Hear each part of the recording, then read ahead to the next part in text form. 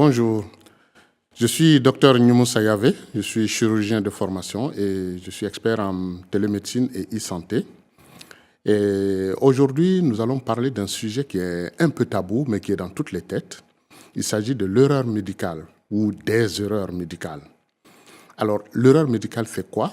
Si on prend la définition un peu plus ancienne et plus commune, c'est tout acte émanant du soignant ayant entraîné un dommage anormal au regard de l'évolution prévisible de l'état de santé du patient. Alors, cette définition, elle est réductrice parce qu'on part d'un principe d'un contrat qui engage le praticien et son patient, où le praticien s'engage à lui donner des soins de manière consciencieuse, attentive, conformément aux connaissances scientifiques du moment. Et du coup, une violation de cet engagement va entraîner des sanctions, même si elle était involontaire. Et ça relève de l'arrêté Mercier du 20 mai 1936, ici par exemple, pour le cas de la France. Mais cette notion, je la trouve maladroite, parce qu'elle est réductrice et elle ramène la notion de faute, elle ramène l'erreur médicale uniquement à la notion de faute et à la charge de l'individu, mais pas du système. Et ça, c'est quelque chose qui n'est pas très correct. Parce que dans les faits, si on veut comprendre l'erreur médicale, on ne peut pas imaginer qu'un médecin se lève, monte un coup intentionnellement pour tuer ou blesser quelqu'un. Ça arrive. Il y a des fous partout, il y a des criminels partout. Mais quand ça se passe, dans ce cas, ce n'est pas une erreur médicale, c'est un crime. Donc, l'erreur médicale ne peut pas être mise dans ce sens-là. Donc, une erreur médicale, c'est un événement indésirable qui est lié aux soins. On est d'accord pour une définition de ce type.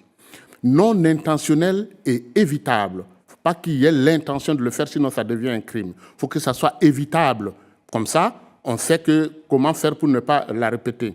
Il y a la faute. La faute, elle va impliquer une imprudence, parfois une ignorance ou une négligence de la part du soignant. Et dans ce cas, c'est effectivement une faute qui doit être réprimée. Mais l'erreur est souvent la conséquence de plusieurs dysfonctionnements de l'ensemble du système de santé, que ce soit au niveau humain, au niveau organisationnel, au niveau du matériel, de l'équipement et tout. Souvent, ça vient de cette multitude d'erreurs qui se sont accumulées. Vous prenez le cas de la navigation aérienne. Quand il y a un accident d'avion, tout de suite on pense au pilote, mais il y a parfois tout un ensemble d'événements qui ont conduit à la chute de l'avion. Donc, on a des complications qui peuvent être liées, par exemple, à un mauvais nettoyage du matériel, ou le gars qui vient, qui est allergique à la pénicilline, personne n'était au courant. Ça, ce n'est pas une erreur médicale. Donc, par contre, on peut classer les erreurs qui peuvent être à la fois diagnostiques, c'est-à-dire qu'on est passé à côté. Une femme enceinte qui vient, qui a un infarctus avec plein d'autres signes, on peut ne même pas penser du tout à l'infarctus. C'est une erreur médicale parce qu'il n'y aura pas eu de diagnostic ou un retard. Il y a l'erreur de traitement parce que deux médicaments ont même un non-sens qui se ressemble. L'écriture n'a pas été bien lue. L'erreur de communication entre les médecins ou la traduction, la transmission des données n'a pas été faite correctement. Communication avec le patient, on ne lui a pas signalé certains effets secondaires ou bien certaines choses qu'il ne fallait pas faire, il l'a fait. Et parfois même, ça va jusqu'à la pudeur où on l'a déshabillé sur un lit, il est posé, et sur le brancard, on ne l'examine pas et on est en train de parler avec une porte ouverte. C'est des choses qui peuvent être considérées comme une erreur médicale. Mais les infections liées aux soins, elles sont souvent liées au système lui-même. Alors, ça, c'est les erreurs classiques. En dehors des erreurs classiques, maintenant, on a de nouvelles erreurs qui sont les erreurs médicales dues à notre évolution, à l'heure du numérique et à l'heure de l'intelligence artificielle. Les aléas du dossier médical électronisé. Lorsqu'on prend un dossier médical électronique, à ce moment, la facilité du copier-coller, le harcèlement par les alertes multiples peut faire que le soignant, à un moment donné, n'en tient pas compte ou il copie-coller sans vraiment regarder. Il y a les risques liés à la télémédecine, qui est très pratiquée maintenant, les téléconsultations, qui réduit l'examen physique, qui était la base de notre travail. Donc cet examen physique devient réduit.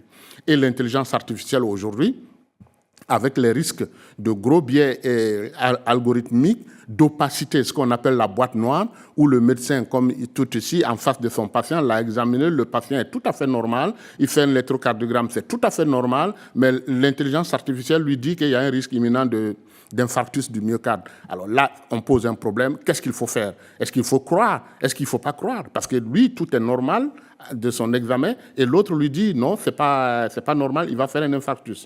Donc ça, et il n'a aucun moyen de savoir sur quelle base cette intelligence artificielle dit ce qu'il dit. Il ne pourra pas savoir sur quelle base il s'est appuyé. Donc ça, c'est la boîte noire qui peut parfois amener au désengagement de l'expert humain, ce qui n'est pas forcément intéressant pour le patient. Donc on a ici les erreurs classiques, et là, ce sont des nouvelles erreurs qui vont arriver et qui vont s'imposer au corps soignant.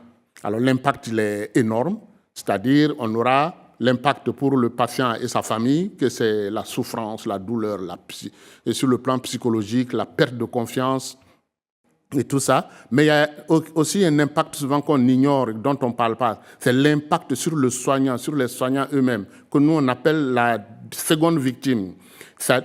Le sentiment de culpabilité, un burn-out total et un syndrome dépressif qui va s'abattre sur le patient. C'est très, très, très, très, très grave quand on le voit, quand on voit le patient qui réalise le praticien qui réalise qu'il a fait une erreur, il est tout seul.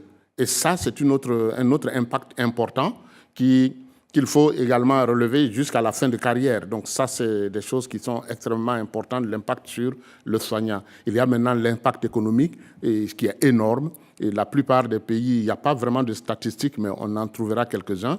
L'impact sur les frais, les soins, qui sont extrêmement importants. Et l'impact institutionnel, la rupture de confiance entre le patient et le soignant, c'est quelque chose qui est très grave. Donc voilà ce qu'on voulait dire sur les erreurs médicales dans un premier temps. Et tout de suite, dans un second slide, on parlera un peu de comment on peut faire, qu'est-ce qu'on peut faire. Merci.